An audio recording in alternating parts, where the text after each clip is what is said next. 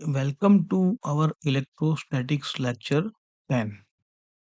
इस लेक्चर से लेके आगे के लेक्चर तक हम जो स्टैंडर्ड डेरिवेशंस है वो करने वाले हैं। इस लेक्चर का स्पेसिफिक एम है हम यूनिफॉर्मली चार्ज रिंग के लिए डेरिवेशन करेंगे। जिन लोगों ने हमारे स्टेप बाय स्टेप लेक्चर देख के यहाँ तक आए उनके लिए ये डेरिवेशन बहुत ही आसान रहेगा। मैं यहाँ पे आपको एक ट्रिक बताऊंगा ताकि जो अलग-अलग फॉर्मूलाज अलग-अलग शेप के लिए जो हम डिराइव करने वाले हैं वो सारे आपको आसानी से याद रहेंगे।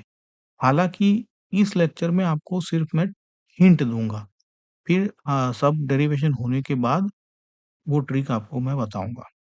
चलो शुरू करते हैं यहाँ पे कि चार्ज रिंग का जो सेटअप है ना, वो यहाँ पे आपको पहले देख लो कि सेटअप। अब इसमें बहुत सारे कंपोनेंट हैं। जैसे हम आगे डिराइव करेंगे सारे कंपोनेंट एक के बाद एक देखेंगे। मेनली तो ये है कि ये रिंग है जिसके ऊपर चार्ज Q है।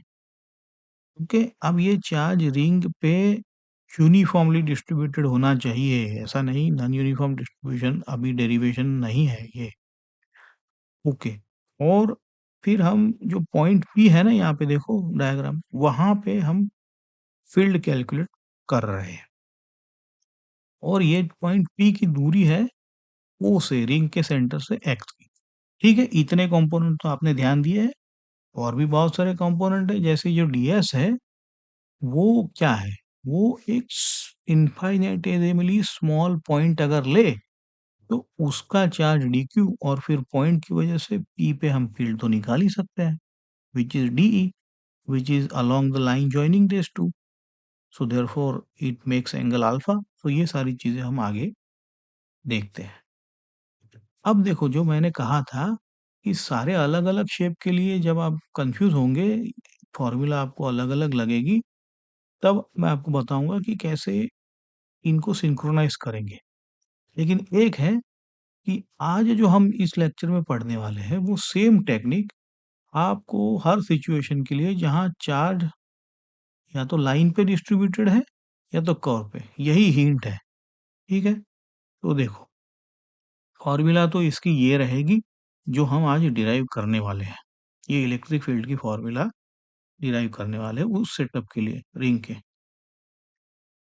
लेकिन इस डेरिवेशन में आपने हमारे पहले भी प्रॉब्लम में हमने सिमेट्री का इस्तेमाल किया था, यहाँ भी वो इस्तेमाल करेंगे। फिर हमने देखा कि कंटिन्यूअस चार्ज के लिए हम इंटीग्रेशन करते हैं, वो भी हम यहाँ इंटीग्रेशन करने वाले हैं। और फिर उसके डायनामिक्स देखेंगे कि क्या है, ये फील्ड कैसे है, ये फील्ड कहाँ मैक्सिमम हो सकता है, कहाँ मिनिमम हो सकता है ना? ये सारी चीज़ें। देखो अगेन एक बार आप सेटअप देख लो, कौन से कंपोनेंट है। एक और कंपोनेंट है यहाँ पे, ds से p तक का जो डायगोनल डिस्टेंस है, उसको हम r कहेंगे, है ना? क्योंकि वही तो डिस्टेंस आएगा e de की फॉर्मूला में, q by dq by r square करेंगे ना? वो पाइथागोरस से आया है ना? क्योंकि ये तो ट्रायंगल है 90 डिग्री वाला। चलो ओके, तो आगे बढ़ते हैं अभी। यहाँ पे जो समरी आर्गुमेंट है वो कैसे, वो देख लो आप कि देखो अगर दो छोटे dq रिंग पे है ऐसे, तो दोनों की वजह से इस पॉइंट पे जहाँ पे पॉइंट P है, वहाँ x में आपका ऐड होगा, जबकि वर्टिकल में एक ऊपर होगा कंपोनेंट, एक नीचे होगा तो कैंसिल हो जाएंगे, है ना? क्योंकि सिमेट्री है। तो that is what we will use while we integrate. Okay, अब जैसे कहा ज्योमेट्री से हमने पता है कि r हमारा under root of x square plus a square है और DE होता है KQ by r square. Okay, तो यहाँ पे भी DE हमारा DQ by x square plus a square आया है ना? तो ये कैसे आया आपको, अब इसको देखो। अब इस DEA के दो दो कंपोनेंट होंगे, एक वर्टिकल एक हॉरिजॉन्टल। लेकिन जैसे हमने कहा सिमेट्री की वजह से वर्टिकल तो कैंसिल होने वाला है, तो जो एक्स में कंपोनेंट है वो क्या होगा? वो तो डीई कॉस अल्फा हो जाएगा, है ना? और कॉस अल्फा आपकी ज्योमेट्री से पता है एक्स बाय आर है ना? क्योंकि पास वाली एक्स थी डिस्टेंस, तो therefore d x is d cos alpha, और कॉस अल्फा अगर इसमें रख दे एक्स बाय आर, तो डीई एक्स आपका होगा x square plus a square whole raise to 3/2, है ना? 3/2 इसलिए आया क्योंकि ये हमने आर तो पहले था आर स्क्वायर, उसमें हमने ये आर जो है वो मल्टीप्लाई किया है, और समझे आप? तो ये जो आर मल्टीप्लाई हुआ उससे 1 प्लस 1/2 हो गया। पहले 1 तो था ही आर, और ये 1/2 है ना, एक्स बाय आर का आर आया, तो इससे 3/2 आया है। कंफ्यूज बिल्कुल नहीं है, आसान है। अगर थोड़ा सा पॉज करके देखोगे तो भी समझ में आ जाएगा। अब हम इसको इंटीग्रेट कर सकते हैं कि क्योंकि सारे कंपोनेंट एक्स वाले हैं, तो इंटीग्रेशन है, क्योंकि इंटीग्रेशन में एक बात ध्यान रखो कि एक्स के है तो एक्स का इंटीग्रेशन एक्स में होगा और वाई का इंटीग्रेशन वाई में होगा। ऐसा नहीं कि इंटीग्रेशन में वाई वाले कंपोनेंट भी ले लिए, वो ऐड ही नहीं होंगे ना। ओके, देखो अब इंटीग्रेशन करते हैं हम। अब ये इंटीग्रेशन कहाँ कर रहे हैं? हम रिंग पे कर रहे हैं, पूरी रिंग पे। जो डीएस एलिमेंट जिस रिंग पे लिया था ना, उस एलिमेंट को एक्सटेंड करते जाओ तो रिंग कवर होगा। देखो यहाँ पे ये जो डीएस एलिमेंट था ना हमारा, वो पूरे रिंग पे फैला हुआ है, तभी तो पूरे रिंग की वजह से टोटल इलेक्ट्रिक फील्ड मिलेगी ना। अच्छा, अब देखो इंटीग्रेशन में सारी चीजें तो कांस्टेंट है, एक्स कांस्टेंट है, रेडियस कांस्टेंट है, रिंग का अल्फा कांस्टेंट है, सब कांस्टेंट है, इसलिए सारा इंटीग्रेशन के बाहर आ गया, सिर्फ डी क्यू बचा। अब ऑब्वियसली आप रिंग पे पूरे रिंग पे इंटीग्रेट करोगे तो पूरे रिंग पे तो चार्ज क्यू है ना? इसलिए इंटीग्रेशन डी क्यू का इंटीग्रेशन क्यू आएगा। इसी वजह से आपका जो फॉर्मूला है वो एक्स क्यू अपॉन ये x square plus a square 3/2 आता है। अब ये आपको थोड़ा सा मेमोरी रखना पड़ेगा, ये this is something which you cannot avoid.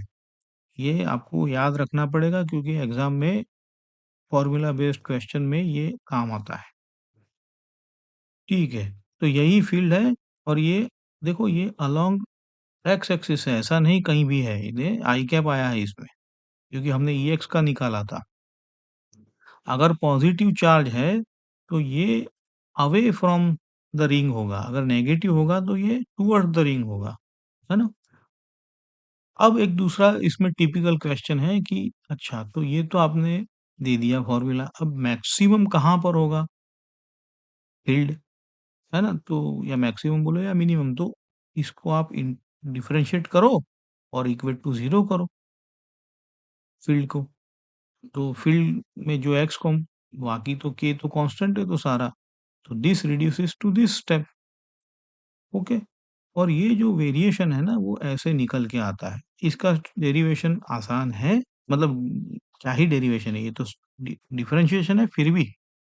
Next slide में जिनको डिफिकल्टी है वो देख सकते हैं, वरना ये आंसर है x equal to a by root two पे मैक्सिमम आ रहा है। अब मैक्सिमम का मतलब है अगर राइट साइड में हो पॉजिटिव है, अगर आप लेफ्ट साइड हो तो ई टुवर्ड्स लेफ्ट है, लेफ्ट मतलब नेगेटिव, बट नेगेटिव में भी तो मैक्सिमम होता है।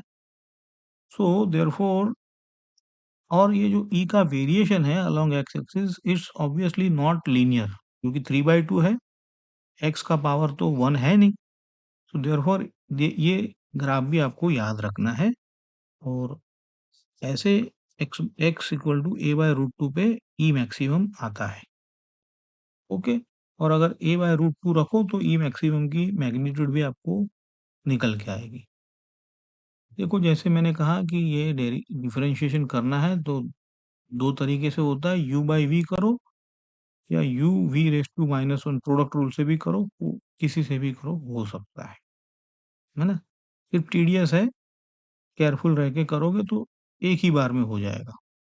Ultimately answer x equal two plus minus, क्योंकि दोनों जगह पे आ रहा है, तो a/√2 आता है। अगर देखना है तो पॉज करके आप देख सकते हो। तो मैक्सिमम इलेक्ट्रिक फील्ड अगर x a/√2 रख दो जहां पे, तो ये आएगा आपका, है ना, 2q/3√3a² और x a/√2 है यहाँ पे। और ये मैक्सिमम कहाँ है, तो अलोंग द एक्सिस है। और यही रिजल्ट में, जैसे मैंने कहा कि most of the problems formula based होते हैं, you have to remember this.